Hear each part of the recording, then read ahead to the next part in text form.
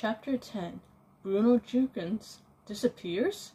The Grand High Witch was staring to talk again. I am now going to prove to you, she said, that this recipe is working to perfection. You understand? Of course that you can set the alarm clock to go off any time you like. It does not have to be 9 o'clock. So yesterday I am personally preparing a small quantity of the magic formula in order to give you an all-public demonstration. But I am making one small change in the recipe. Before I am roasting the alarm clock, I am setting it to go non at 9 o'clock this next morning, but at 3:30 the next afternoon, which means 3:30 this afternoon, and that, she said, glancing at her wristwatch, and is precisely 7 minutes time. The audience of witches was listening intently, sensing that something dramatic was about to happen. So what am I doing yesterday with this magic liquid? Asked the Grand High Witch. I will tell you what I am doing. I am putting one droplet of it into a very squishy chocolate bar, and I am giving it to this bar and to a repulsive, smelly little boy who was hanging around the lobby of the hotel. The Grand High Witch paused. The audience remained silent, waiting for her to go on.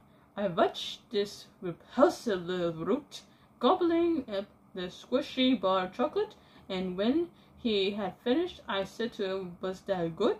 He said it was great. So I said to him, "Would you like some more?" And he said yes. So I said, "I will give you 6 more chocolate bars like that if you will meet me in the ballroom of this hotel at 3 tomorrow afternoon." 6 bars, cried this greedy little swine. "It'll be there. You bet I'll be there." "So the stage is set," shouted the Grand High Witch. "The proof of the pudding is about to begin. Do not forget that before I am roasting the alarm clock yesterday, I am setting it for 3:30 today. It is now," she glanced again at her watch, "it is now exactly 25 minutes past 3, and the nasty little stinker will be turning into a mouse in 5 minutes. Time should at this very moment be standing outside the doors." And by gum, she was absolutely right. The boy, whoever he might be, was already rattling the door handle and banging on the doors with his fist. "Quick!" shrieked the Grand High Witch. "Put on your wigs! Put on your gloves! Put on your shoes!" There was a great rustle and bustle in putting on wigs and gloves, the shoes, and I saw the Grand High Witch herself reach for her face mask and put it on over the revolting of hers. It was astonishing how that mask transformed her. All of a sudden, she became once again a rather pretty young lady. "Let me in," came the boy's voice from behind the doors. "Where are those chocolate bars you promised me? I'm here to collect. Dish them out." "He is not only smelly, he is also gritty," said the Grand High Witch. "Remove the chains from the doors and let him come in." The extraordinary thing about the mask was that its lips moved quite naturally when she spoke. You really couldn't see it was a mask at all. One of the witches leaped to her feet and unfastened the chains. She opened to 2 huge doors. Then I heard her saying, "Why, hello, little man. How lovely to see you. You have come for your chocolate bars, have you not? They are all ready for you. Do you come in?"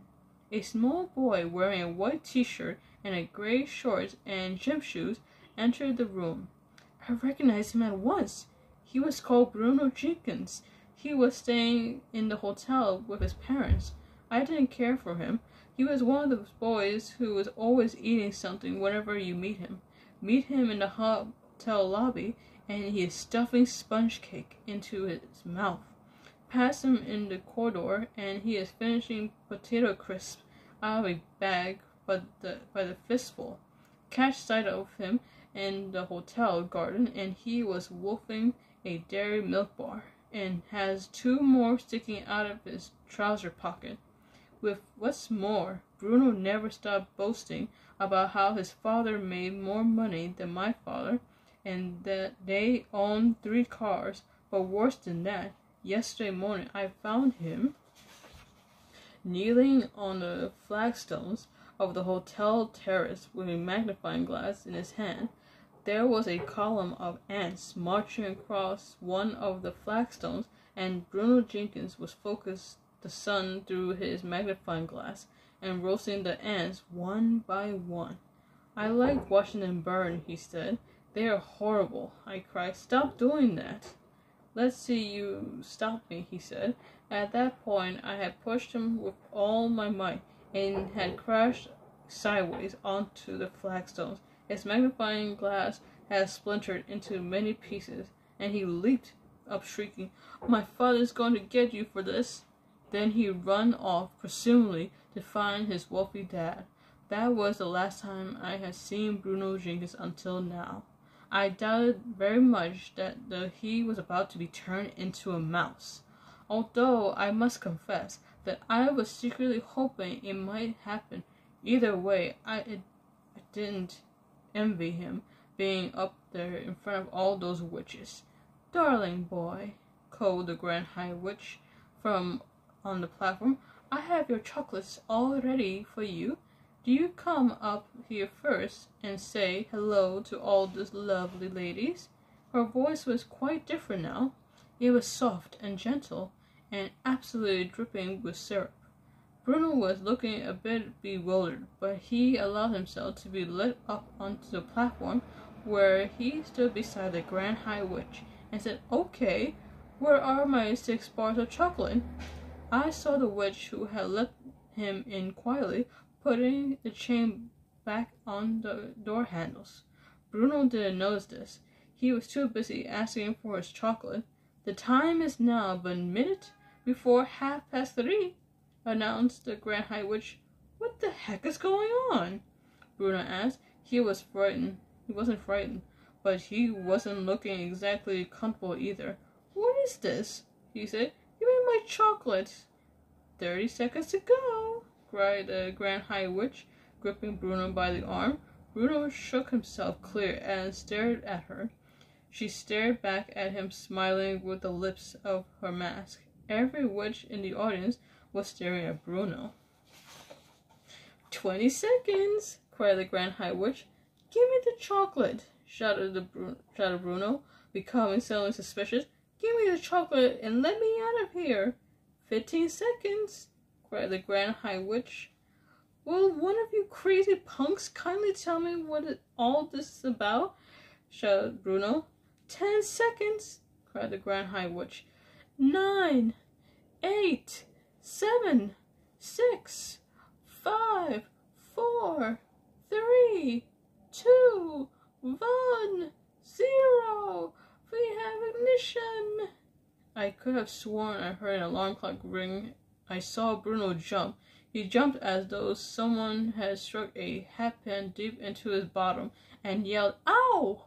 He jumped so high that he leaped on a small table there on the stage, and he started hopping about on the top of this table, waving his arms and yelling his head off. Then suddenly he became silent. His whole body stiffened.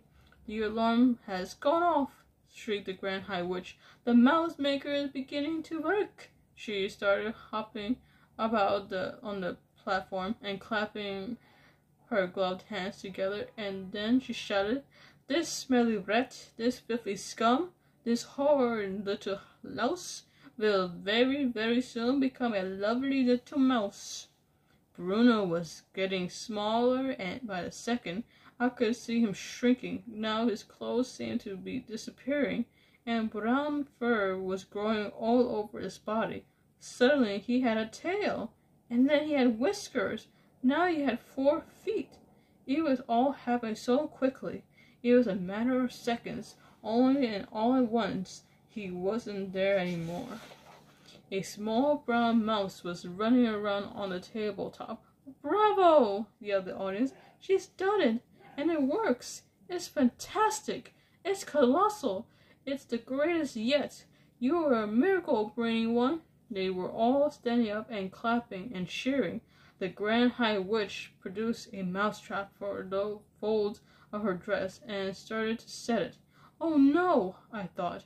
"I don't want to see this. Bruno Jenkins may have been a bit of a stinker, but I am dashed if I want to watch him having his head chopped off." "Where is he?" snapped the Grand High Witch, searching the platform. "Where has the mouse got to?" She couldn't find him. Clever Bruno must have jumped down off the table and scampered off into some corner or even down a small hole. Thank heavens for that. "It's matter not," shouted the Grand High Witch. "Silence and sit down."